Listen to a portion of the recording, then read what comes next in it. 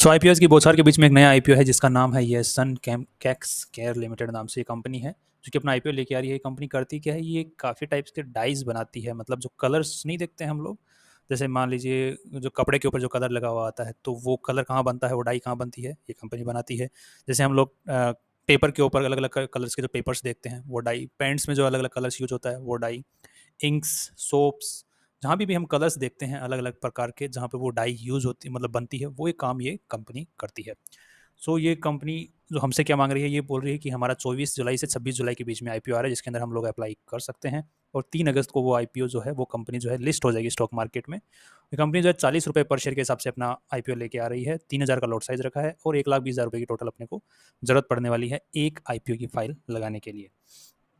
अब यहाँ पे टोटल कंपनी 20 करोड़ रुपए इस आईपीओ के थ्रू उठाना चाह रही है, जिसके अंदर में कंपनी 51 लाख शेयर्स जारी करने वाली है।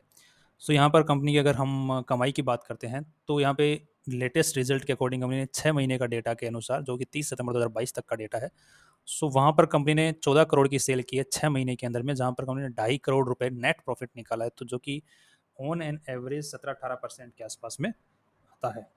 सो नेट प्रॉफिट 17, बट इसके जस्ट पहले एक साल का जो डेटा है वहाँ पे कंपनी ने टोटल 26 करोड़ की सेल की थी, जहाँ पर कंपनी ने मुश्किल से 2 करोड़ जो है नेट प्रॉफिट निकाला था। तो यहाँ पर जो नेट प्रॉफिट जो है यहाँ पे परसेंटेज है 8-9% के आसपास में, और यहाँ पे सीधा ही डबल हो गया नेट प्रॉफिट, वो भी 6 महीने के डेटा में ही। तो यहाँ पर थोड़ा सा झोल कहीं पर नजर आ रहा है कि कंपनी के आईपीओ आने वाला है तो कंपनी ने ज़बरदस्ती सेल ज़्यादा से ज़्यादा दिखाने की कोशिश की है, ऐसा फील हो रहा है।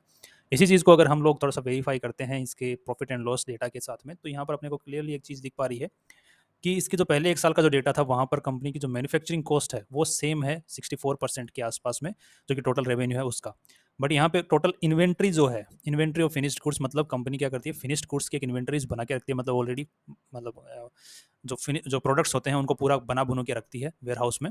उस वेयर हाउस में जो है 71 लाख के जो वेयर हाउस जो प्रोडक्ट्स हैं वो एक्स्ट्रा ऐड हुए हैं, जबकि पिछले साल 13 लाख के जो प्रोडक्ट्स थे वो वहाँ से कम हुए थे, मतलब बिक गए थे। यहाँ पर एक्स्ट्रा अच्छा खासा इन्वेंट्री जो है ऐड हुआ है। जब कॉस्ट सेम है, मैन्युफैक्चरिंग सेम है, सब कुछ सेम है, तो ये ऐड किस बेसिस के ऊपर हुआ, ये मेरे को समझ में नहीं आया। अगर मैन्युफैक्चरिंग कॉस्ट सेम है तो फिर तो यहाँ पे थोड़ा सा नज़र आ रहा है कि कंपनी ने थोड़ा सा चांस लग रहा है कि कुछ गड़बड़ किया है सेल को, मतलब जो प्रॉफिट एंड लॉस है उसको अच्छा खासा ऊपर दिखाने के लिए। क्योंकि अगर माल ज़्यादा का बिक गया और आपको खर्चा कम हुआ है तभी तो आपका नेट प्रॉफिट बढ़ेगा, तो खर्चा किस वजह से नहीं होगा? अगर माल ज़्यादा बिकेगा तो आप फेक रिसिप्ट जारी कर सकते हो, कुछ भी काम कर सकते हो, फालतू की सेल दिखा सकते हो, बट एक्चुअली आपकी कॉस्टिंग हुई नहीं है, बट वो सेल दिख गई है, जिसकी वजह से ओवरऑल नेट प्रॉफिट जो है वो दिख जाएगा। यहाँ पर दूसरी चीज़ कंपनी के डीआरएस में ये भी दिखाया हुआ है कि उधारी भी कंपनी के ऊपर बढ़ी है इस साल। उधारी मतलब कि माल निकला है बट पैसा नहीं आया है, सो ये भी एक कारण लग रहा है। सो कुछ इंडिकेशंस हैं। सो हम लोग अगर पुराने रिजल्ट के हिसाब से अगर देखते हैं जहाँ पर 8-9% का नेट प्रॉफिट कंपनी निकाल पा रही है, उसी के हिसाब से हम लोग बात करेंगे। यहाँ पर कंपनी ने अच्छा खासा उछाल दिखाने की कोशिश की ज़बरदस्ती, सो इसकी हम बात ही नहीं करेंगे। नेटवर्थ की अगर बात करते हैं तो ऑन एन एवरेज जो नेटवर्थ है वो 20 करोड़ के आसपास में है आज की एट प्रेजेंट, जो कंपनी बोले मेरी खुद के एसेट्स हैं। सो 19-20 करोड़ के आसपास में। तो यहाँ पर हम लोग थोड़ा सा पीबी और पी रेशियो और उनको ये कॉम्पिटिटर्स के साथ में थोड़ा सा कंपेयर करके देख लेते हैं, जिसके हमें अंदाज़ा पड़ जाए कि वैल्यूएशन अच्छी है या नहीं है। सो यहाँ पर क्लियरली हम थोड़ा सा पी रेशियो पहले निकाल लेते हैं पास डेटा के बेसिस के ऊपर, नए वाले के बेसिस के ऊपर नहीं। तो वहाँ से अपने को 1 करोड़ मतलब 2 करोड़ के आसपास में ले लेते हैं डेटा। सो 2 करोड़, तो यहाँ पे 38-40 का पी रेशियो हमें देखने को मिल रहा है 2022 के डेटा के अकॉर्डिंग। नेक्स्ट यहाँ पर जो पीबी रेशियो है उसकी अगर हम बात करें तो नेटवर्थ 20 करोड़ का है कंपनी का। सो नेटवर्थ अगर 20 करोड़ का है और 77 करोड़ का यहाँ पर वो मतलब कंपनी अपनी वैल्यू लगा रही है। सो यहाँ पर अगेन हमारे पास में एक नया डेटा आएगा जो कि है तकरीबन 3.5 का पीबी रेशियो अपने को देखने को मिल जाता है।